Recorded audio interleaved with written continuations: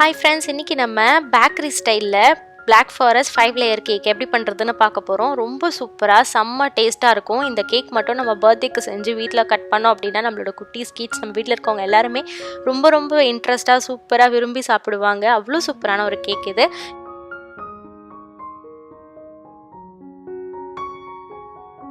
இப்போ இந்த கேக் எப்படி பண்றதுன்னு நம்ம பார்க்கலாம். இது பண்றதுக்கு 2 கப் அளவுக்கு மைதா நம்ம ஒரு சல்லடையில சேர்த்துக்கலாம். இது 300 கிராம் இருக்கும். 3/4 கப் அளவுக்கு நம்ம கொக்கோ பவுடர் ஆட் பண்ணிக்கலாம். 2 கப் நம்ம மாவு எடுக்கும்போது அதே கப்ல 3/4 கப் நம்ம கொக்கோ பவுடர் இதுல ஆட் பண்ணிக்கணும். 2 டீஸ்பூன் அளவுக்கு பேக்கிங் பவுடர், 1 டீஸ்பூன் அளவுக்கு பேக்கிங் சோடா, கொஞ்சமா உப்பு. இது எல்லாத்தையுமே நம்ம இது கூட ஆட் பண்ணிக்கலாம். ஆட் பண்ணிட்டு இதை நல்லா சலிச்சுக்கணும். இந்த மாதிரி நல்லா நம்ம சலிக்கும் போது நம்மளுக்கு கேக் ரொம்ப சாஃப்டா ஃப்ளஃபியா புசு புசுன்னு சூப்பரா கிடைக்கும். அது நல்ல பபிள்ஸா வர்றது எல்லாமே நம்ம இந்த மாதிரி சலிக்கிறதுனால தான். ஸோ எப்போ கேக் பண்ணாலுமே அதை நம்ம சலிச்சு பண்ணுறது ரொம்ப முக்கியம். எல்லா ட்ரை இன்க்ரீடியண்ட்டையும் ஒன்றா சேர்த்து நம்ம சலிச்சு ஆட் பண்ணிக்கலாம். இப்போ பாருங்க, நம்ம எல்லாத்தையுமே நல்லா சலிச்சிட்டோம். இப்போ இதில் நம்ம சர்க்கரை சேர்த்துக்கலாம்.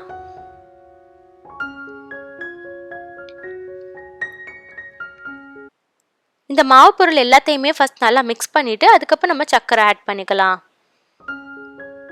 வயர் விஸ்க் யூஸ் பண்ணிக்கோங்க. அப்படி இல்லைன்னா நம்ம ஃபோர்க் கூட யூஸ் பண்ணிக்கலாம். 2 கப் அளவுக்கு சர்க்கரை சேர்த்துக்கலாம். நல்ல ஸ்வீட்னஸ் இருக்கணும். ஏன்னா கொக்கோ பவுடர் ஆட் பண்ணியிருக்கிறதுனால லைட்டாக கசப்பு இருக்கும். ஸோ அந்த கசப்பை நம்ம ஈக்குவலைஸ் பண்ணுறதுக்காக 2 கப் மாவுக்கு 2 கப் அளவுக்கு சர்க்கரை நம்ம சேர்த்துக்கணும். அப்போ தான் நல்ல ஒரு டேஸ்ட்டும் கிடைக்கும்.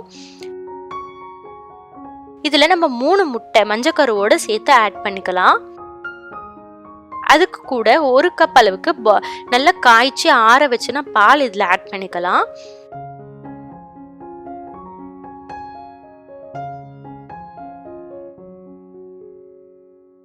அரை கப் அளவுக்கு எண்ணெய் சேர்த்துக்கலாம்.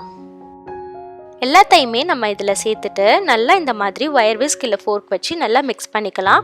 நம்ம எலக்ட்ரிக் பீட்டர் வச்சு கூட மிக்ஸ் பண்ணலாம். நான் இன்னைக்கு வயர் விஸ்க் தான் யூஸ் பண்ணியிருக்கேன். பாருங்க எந்த அளவுக்கு நல்லா மிக்ஸ் ஆயிடுச்சுன்னு. அதோட கன்சிஸ்டன்சி இந்த அளவுக்கு இருக்கணும். அப்போதான் கேக் நல்லா சூப்பராக வரும். என்கிட்ட பட்டர் பேப்பர் இல்லை. ஸோ இன்னைக்கு நான் என்ன பண்ணுறேன்னா ஒரு A4 ஷீட்டில் நல்ல எண்ணெய் சன்ஃப்ளவர் எண்ணெயை கையில் எடுத்துக்கிட்டு இல்லை ப்ரஷில் எடுத்துக்கிட்டு இதில் ஃபுல்லாக அப்ளை பண்ணிக்கணும். பாருங்கள், இந்த மாதிரி அப்ளை பண்ணதுக்கப்புறம் நம்ம எந்த கிண்ணத்தில் வைக்க போகிறோமோ அந்த கிண்ணம் சைஸுக்கு நம்ம வட்டமாக கட் பண்ணிக்கலாம். பட்டர் பேப்பர் வாங்க முடியலன்னா பரவாயில்ல, நம்ம A4 ஷீட் வச்சு எண்ணெய் வச்சு இந்த மாதிரி நம்ம செஞ்சுக்கலாம். ரொம்ப சூப்பராக இருக்கும். பாருங்க, கரெக்டாக அந்த கிண்ணத்துக்குள்ளே பொறுத்துற மாதிரி நம்ம பட்டர் பேப்பர் ரெடி பண்ணிட்டோம்.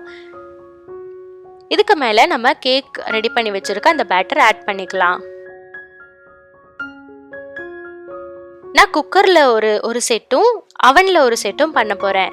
குக்கரில் பண்ணுறதுக்கு ஒரு டிஃபன் பாக்ஸ் எடுத்துக்கிட்டு அதில் நம்ம ஊற்றிக்கிட்டோம். இப்போது கேக் பேக் பண்ணுற ட்ரேயில் அதே மாதிரி பட்டர் பேப்பர் வச்சுட்டு இதையுமே நம்ம ஆட் பண்ணி இதுலேயுமே மீதி பாதி ஊற்றிக்கலாம். அப்போதான் நம்ம 5 லேயர் வரும்.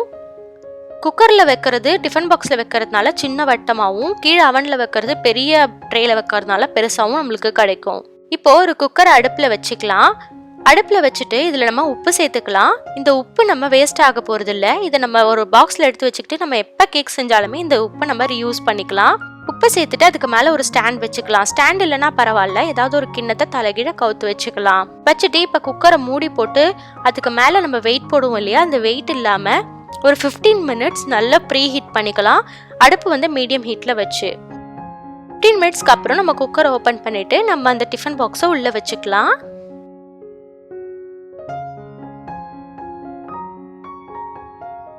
உள்ளே வச்சுட்டு பாருங்க, அழகாக நம்ம உள்ளே வச்சுட்டோம்.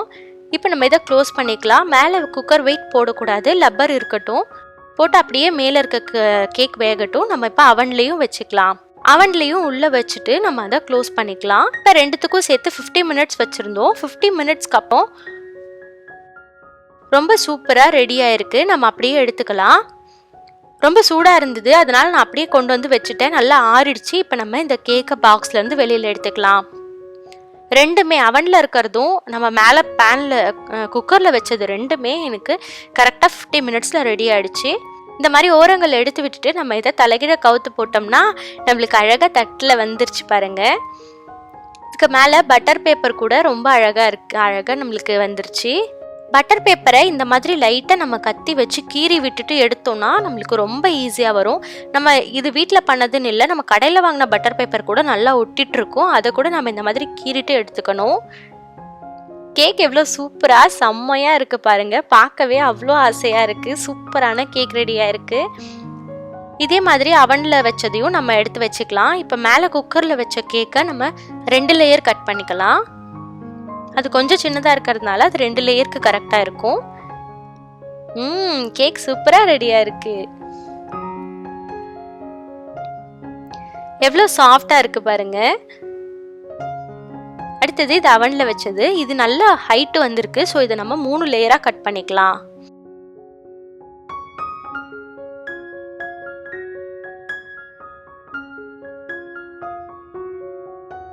இதுக்கு நம்ம இப்போ மேலே அப்ளை பண்ணுறதுக்கு க்ரீம் ரெடி பண்ணணும்.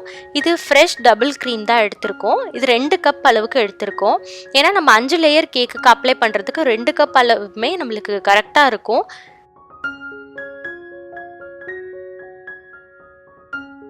இதில் நம்ம பவுடர்ட் சுகர் ஆட் பண்ணிக்கலாம். 2 கப்புக்கு 100 கிராம் சர்க்கரை சேர்த்தா கரெக்டாக இருக்கும். நல்ல ஸ்வீட்னஸ் இருக்கும். நல்லா பவுடர் பண்ணி சேர்த்துக்கலாம். இல்லை உங்ககிட்ட ஐஸ் சுகர் இருக்குது அப்படின்னா அது கூட நம்ம சேர்த்துக்கலாம்.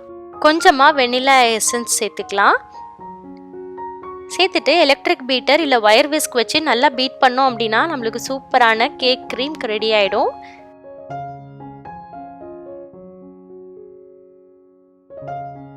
பாருங்க நல்லா ஸ்டிஃபாக ஆகிடுச்சு. இந்த அளவுக்கு வர வரைக்கும் நம்ம பீட் பண்ணால் போதும். இதுக்கு மேலே நம்ம ரொம்ப பீட் பண்ணிட்டோம் அப்படின்னா அது பட்டர் மாதிரி ஆகிடும். ஸோ அதனால இந்த அளவுக்கு ஸ்டிஃபாக ஆனதுக்கப்புறம் நம்ம ஸ்டாப் பண்ணிக்கலாம்.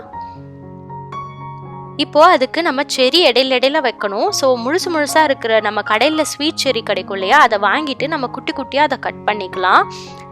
ஒரு லேயர் கேக் வச்சுட்டு அதுக்கு மேலே ஹனி சேர்க்குறோம். ஹனி இல்லைனா பரவாயில்ல, சர்க்கரையை நம்ம நல்லா கொதிக்க வச்சு அந்த தண்ணியை கூட ஆட் பண்ணிக்கலாம். அது லைட்டாக ஈரம் பண்ணணும் அப்படின்னா நம்மளுக்கு நல்ல கேக் கட் பண்ணி சாப்பிடும்போது சாஃப்ட்னஸ் இருக்கும், இல்லைனா ட்ரை ஆகிடும். அதுக்காக தான் அந்த மாதிரி ஆட் பண்ணுறோம்.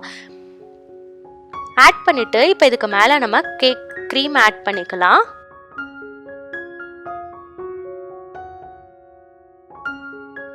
க்ரீமுக்கு மேலே கொஞ்சமாக நம்ம குட்டி குட்டி செரிஸ் எல்லாம் நம்ம கட் பண்ணதை அப்படியே நம்ம இதில் ஆட் பண்ணிக்கலாம்.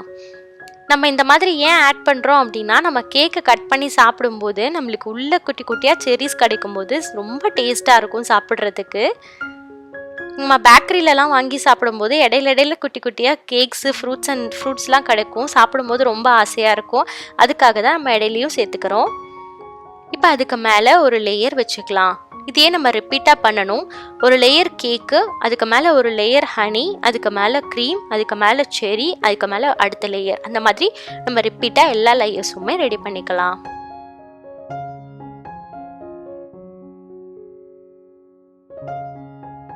அவ்வளோதான். நம்ம இப்போ எல்லா லேயர்ஸுமே அழகாக நம்ம க்ரீம் அப்ளை பண்ணிட்டோம். சுற்றிலும் இந்த மாதிரி க்ரீம் ஃபுல்லுமே அப்ளை பண்ணதுக்கப்புறம் நம்ம இதுக்கு மேலே சாக்லேட் பார் இருக்கு இல்லையா, ஸோ அதை நம்ம எடுத்துட்டு சீவிர கட்டையில் வச்சுட்டு நம்ம நல்லா சீவணும் அப்படின்னா இந்த மாதிரி நமக்கு பொடி பொடியாக மேலே அப்படியே கேக்கு சுற்றிலும் விழுகும். கீழே ஏதாவது ஒரு துணி போட்டுட்டு அதுக்கு மேலே பிளேட் வச்சு நீங்கள் கேக் டெக்கரேட் பண்ணுங்கள். ஏன்னா இந்த மாதிரி சாக்லேட்ஸ் நம்ம துருவும் போது சுற்றி இருக்கிற இடத்துலலாம் கொட்டிக்கும். நம்ம ஏதாவது துணியில் இருந்துச்சுன்னா நம்மளுக்கு க்ளீன் பண்ணுறதுக்கு ரொம்ப ஈஸியாக இருக்கும். பாருங்கள், சாக்லேட்ஸ் எல்லாம் துருவி போட்டோடனே எவ்வளோ சூப்பராக இருக்குது அப்படின்னு. நான் இன்றைக்கி டார்க் சாக்லேட் தான் துருவி போட்டிருக்கேன். நம்ம இதுக்கு பதிலாக மில்க் சாக்லேட், எந்த சாக்லேட் வேணும்னாலும் துருவிக்கலாம். அதுக்கப்புறம் டெக்கரேஷனுக்காக மேலே குட்டியாக இந்த மாதிரி நம்ம ஃப்ளவர் மாதிரி பண்ணிக்கலாம். அதுக்கு மேலே ரொம்ப அழகாக நம்ம செரி வைக்கணும். வச்சதுக்கப்புறம் ரொம்ப சூப்பராக இருக்கும் கேக்கு. இது டெக்கரேஷனுக்காக சுற்றிலும் இந்த மாதிரியும் நம்ம வச்சுக்கலாம்.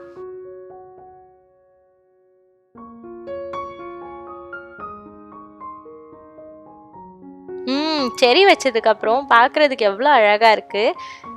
இப்போவே கட் பண்ணி சாப்பிட்டுட்டோம் போல இருக்குது. நாளைக்கு வரைக்கும் வெயிட் பண்ண முடியுமான்னு தெரியல. அவ்வளோதான், என்னோட பர்த்டேக்கு இது நாங்கள் கட் பண்ணி செலிப்ரேட் பண்ணோம்.